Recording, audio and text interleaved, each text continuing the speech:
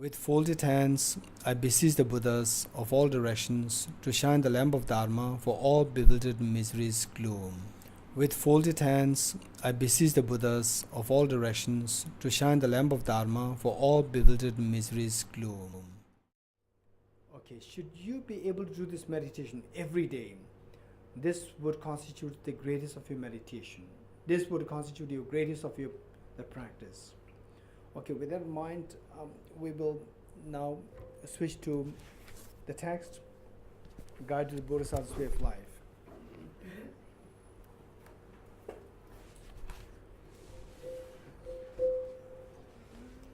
Okay, we are on page 119. Page 119, stanza 179. Okay, those at the back, you can come here in the front. There are many more seats here.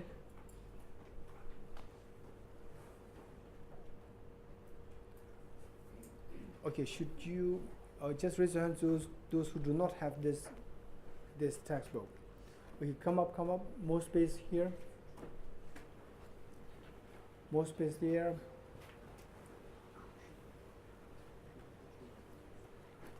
Okay. Please turn to page 119,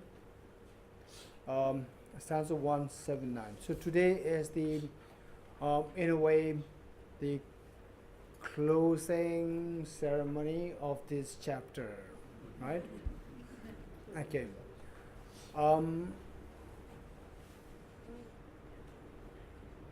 In fact, out of the 10 chapters of this book, Chapter 8 and Chapter 9, these two are the two main chapters. And all other chapters, they are like preparation for, all of the chapters, they are like preparation for Chapter 8. And then with Chapter 8, which is on the title, which is meditation. So I added meditation and bodhicitta. Why I added this is not because of my own creativity, because of the content matter of this book, of this chapter. So this chapter is divided into two halves. The first one is the procedures of meditation. What should you do? How do you meditate? What is the procedure for meditation? That is the first half. And the second half is, once you know how to meditate, then the question is what to meditate. What to meditate on. That is the subject matter of the meditation. First one is the procedure, and the second half is the subject matter of the meditation. And as for subject matter meditation, from what we did already, the moon and the Vajra, don't forget this, the moon and the Vajra. Moon is the conventional Bodhicitta, and the Vajra is the ultimate Bodhicitta, or the wisdom of emptiness. So chapter 8, there, the second half is the practice of the moon, conventional Bodhicitta. And once you have cultivated this moon-like bodhicitta, which wishes to become Buddha, may I become Buddha for the benefit of all sentient beings. Then the question arises, how can you become Buddha? There, we should keep in mind that the seed of the Buddha is not outside. It is there within each one of us. The seed of Buddhahood is within each one of us. The perfection, the seed of perfection is within each one of us. And should you feel that, oh, I'm not really good at anything, always keep in mind that you are underestimating yourself. You have the greatest of the potential for the Buddhahood. For example, what His Holiness the Dalai Lama is today. Just he goes out, he shows his face, and then millions of people, they get joy out of seeing his face. So this is happening all because of his bodhicitta, which becomes so vibrant in him. It's not that he is someone who is special, gifted, as chosen person, and we are the hopeless person. This is not true. So he is the one through many eons who is able to proceed through these paths, gade, paragade, which we recited. Then in the process of this, eventually culminating in the experience of the bodhicitta. So that is what he's experiencing through now. And because as a result, he simply goes out, and then you see how many people they're crying, how many people they are finding the joy which they have never received, even from their family in their life. And this is what, for the first time, they're getting from seeing, having the vision of His Holiness the Dalai Lama's face. So then the question arises, okay, if he is someone who has actually reached to that level, culminated in such a achievement, is it something that we can also achieve, or it is not at all for us? And the answer is that it is the same for us as well. We also have the same potential. Only thing is that we have been underestimating our potentials. First of all, we did not identify what our potentials are till now. And then after identifying that and then underestimating that, whether or not I can ever activate this potential. Whereas His Holiness put the effort, and if you read the biography of the Buddha Shakyamuni, his past life stories, we see that through effort it is very much possible that each one of us can become as enlightened as His Holiness the Dalai Lama, the Bodhisattva Shantideva, the author of this text, and Buddha Shakyamuni. Okay, with that in mind, then the question arises, how is that possible? So the real seed of perfection, the real seed of the enlightenment is present within each one of us. That is simply being obscured by mental defilements. So it is like a beggar with a treasure underneath his poor hut, the ground of the poor hut, simple hut. As long as he does not discover the treasure, he remains a beggar. The moment he discovers this treasure, he is no more a beggar. Likewise, we are like that beggar who has a tremendous treasure within ourselves known as the Buddha nature. And failing to see it so far, we remain a samsaric being like a beggar. The moment we discover that, we are no more samsaric being, we can activate it and we can become enlightened beings. So how to do that? Given that that is obscured by mental defilements have to be cleansed. How to purify the mental defilements? Mental defilements, as I said earlier, they're grounded on the self-grasping ignorance and the subtle stains. And self-grasping ignorance, they can be eliminated by the wisdom of emptiness. So what constitutes the wisdom of emptiness? What constitutes the wisdom of emptiness? Wisdom of emptiness is wisdom which sees the reality as it is. And what is that reality? That reality, as highlighted by the Buddha Shakyamuni in the third seal, as a part of the four seals. The four seals, all composite things are impermanent, all contaminated things are suffering nature, everything is of the nature of emptiness, selflessness, transcending soul is nirvana. So with these four seals, and particularly with the emphasis on the third one, everything is of the nature of emptiness, selflessness. So once you understand this, this is the realization of the wisdom of emptiness. So where can we learn this? Then the author provided chapter 9. Chapter 9 for us to understand what constitutes the wisdom of emptiness. And unlike chapter 8 and the other chapters, which if you read, chapter 8 is also a little technical. Otherwise, most of the chapters you read yourself and you see that they are self-explanatory. Whereas chapter 8 and particularly chapter 9, we see that it is so condensed and it is a little technical. But then if you're introduced to this chapter 9, with the help of a teacher, for sure it is not something you cannot understand. You will surely understand it. Okay, so this is the brief overview of what we're doing. And then should you feel any difficulty in terms of your life challenges, tackling your life challenges, say depression, and then say becoming anxiety, anguish, all these things which we are bound to go through. Under such situation, reading chapter 8 would be a great healing for us, reading chapter 8 of the same text. So as of now, we are doing the chapter on meditation, particularly the subject matter of the meditation, which is Bodhicitta. Bodhicitta, conventional Bodhicitta, ultimate Bodhicitta, Now we are doing the conventional bodhicitta, which is the altruistic intention to become Buddha for the benefit of all sentient beings. Okay, so now with that in mind, let's turn to page 179. Page 119, stanza 179.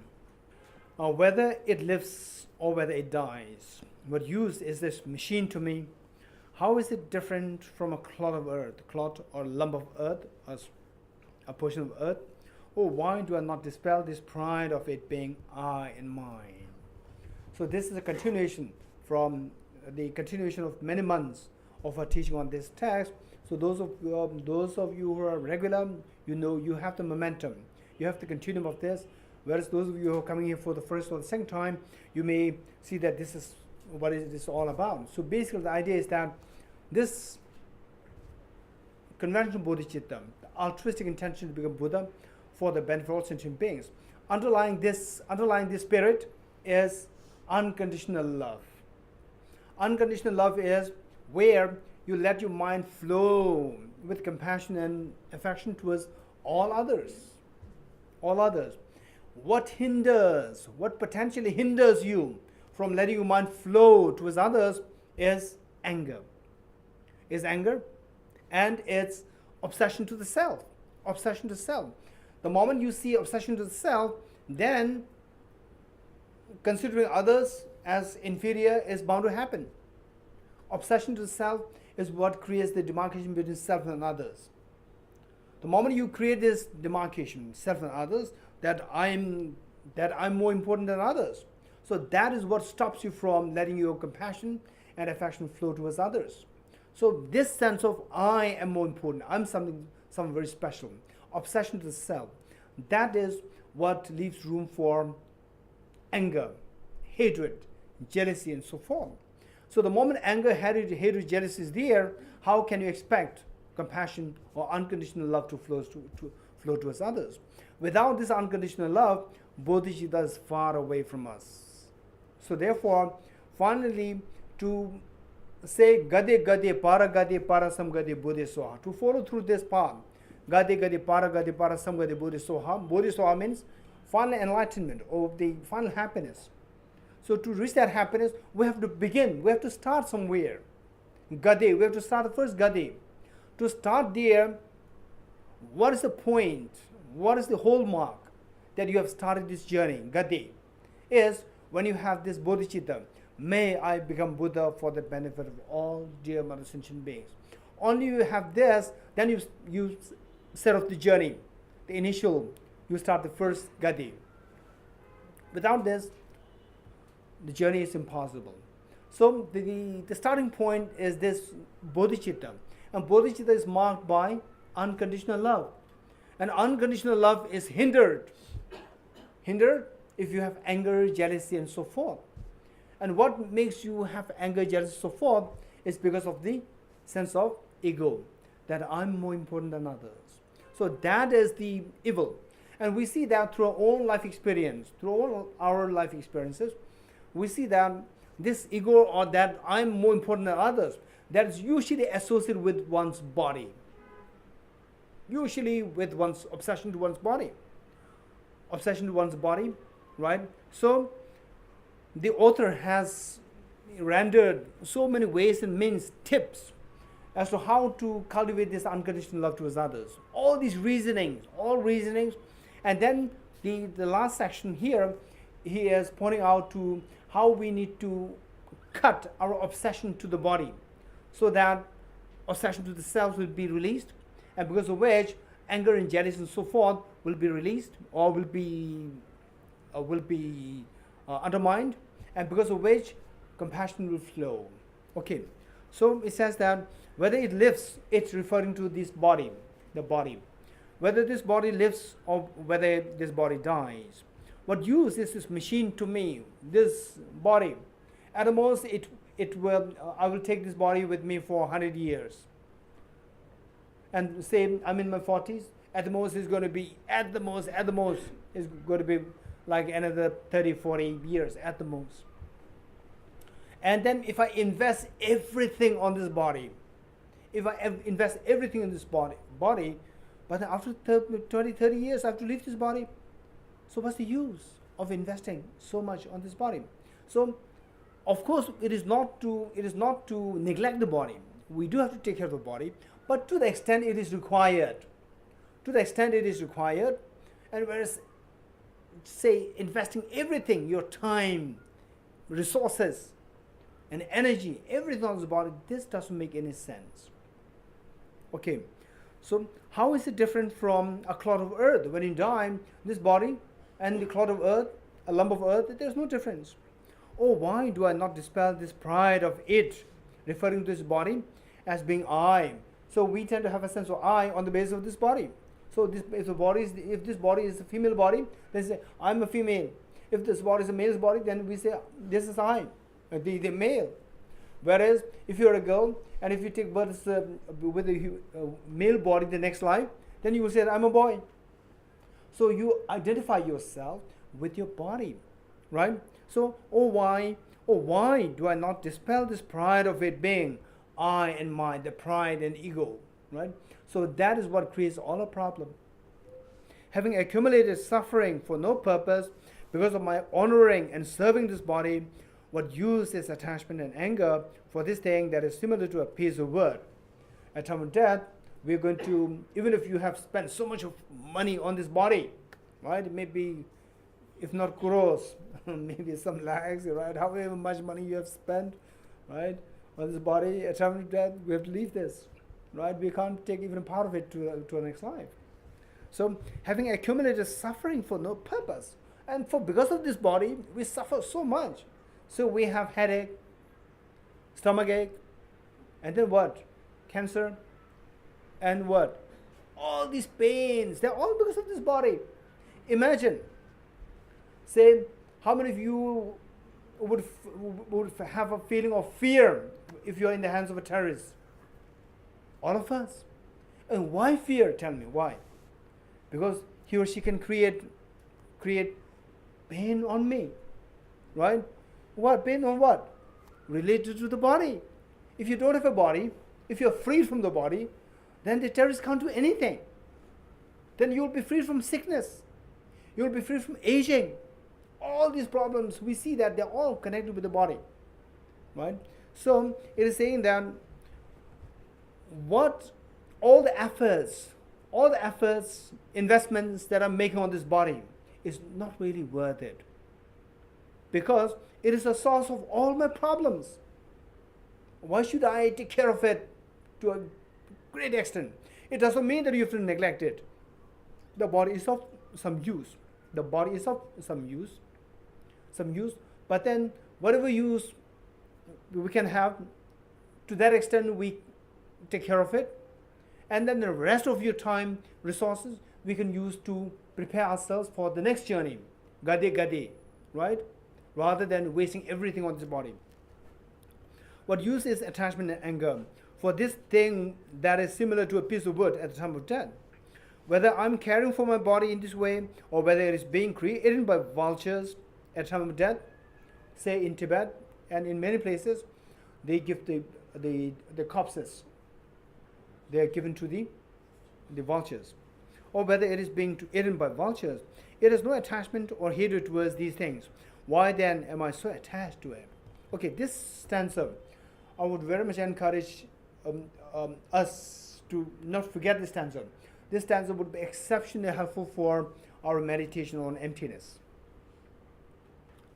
Say, the little meditation on emptiness which we did during the start of the class, when we see to a body, then what? And the body having the physical solid part, the liquid, the fluid, then the air, then the body heat and the space, right? So they constitute the body, and the other part is the mind and the body. And the mind, as I said earlier, mind does not have a gender. And gender is attached to our body. Mind does not have a gender. So whereas we have a very strong sense of identity. I am male, I am female. This is very strong in our mind. So that is associated with the body, not with the mind. So from that point of view, the mind is not a self. And the body also It's not a self. Think it very seriously. And the body is also not a self. Although we identify ourselves with the body, I am male, I am female. We identify ourselves very strongly with the body, but the body per se is not a self. And the body, it's this stanza, read it. Let's not forget this. It says, whether I'm caring for my body in this way, whether I'm caring for this body so much, this body will not think that, oh, I'm being taken care of by this man or by this woman. This body will not think of, say for example, you might have a laptop, or you might have iPhone 6 Plus or anything, right? You may be giving such attention to that. But this iPhone 6 Plus does not think that, oh, I'm so fortunate that I'm being taken care of so well by this, my owner. No, it does not think. Whether it is in your hand or whether it's in the hand of the thief, it doesn't matter to this iPhone 6 Plus. Likewise, our body is the same. Our body, whether we possess it or whether we don't possess it, whether we don't take care of it, whether we take care of it, not take care of it, from the body's side, body per se will not think that I'm well taken care of by my owner. No. So body is like the equipment, like the gadget. So it says, whether I'm caring for my body in this way or whether it is being eaten by the vulture, for the body, it doesn't make any difference. It has no attachment. It has no attachment when you take care of it, and it has no hatred when the vultures eat it. Towards these things. Why then am I so attached to it? So why then I feel so attached to this body, right? So what do you have now? The body and the mind. The mind is not the you, because the mind is not male, mind is not female. And the body is also not you, because the body does not identify itself as a body, as a non-body, as this girl, that boy. No, the body does not identify anything. So where is that self? Where is that self which considers itself as so important? Where is it? It is empty from that point of view. It doesn't mean that it is non-existent. It does exist. It exists by dependence on the body and the mind. The body is not the self. The mind is not the self. And how is body not the self? Don't forget this stanza.